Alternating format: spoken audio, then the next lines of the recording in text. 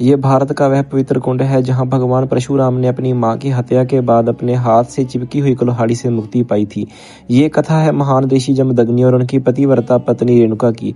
कहा जाता है कि रेणुका प्रतिदिन नदी से कच्चे घड़े में पानी लाती थी।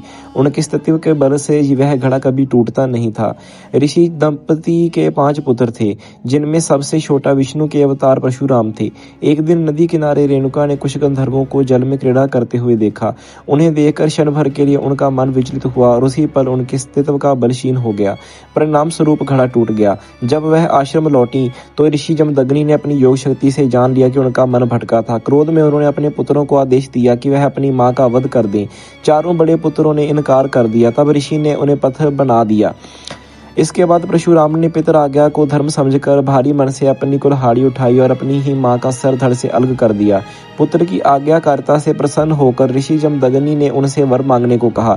परशुराम ने तुरंत अपनी मां को पुनर्जीवित करने और पत्थर बने भाइयों को पुनः मुक्त करने का वर मांग लिया।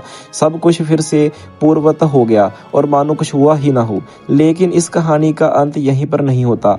मातृ हत्या का पाप उस कुल्हाड़ी पर चिपक गया और वह उनके हाथ से अलग नहीं हो रही थी। पाप से मुक्ति पाने के लिए उन्होंने अनेक तीर्थों की यात्रा की, पर कहीं भी उन्हें समाधान नहीं मिला। अंत में वह पूर्वी हिमालय की लोहित नदी के किनारे पहुंची। जैसे ही उन्होंने इस कुंड के जल को छुआ, चमत्कार हो गया। कुल्हाड़ी अपने आप ही उनके हाथ से अलग हो गई। इसी पवित्र स्थान को आज अरुणाचल प्रदेश में परशुराम कुंड के नाम से जाना जाता है।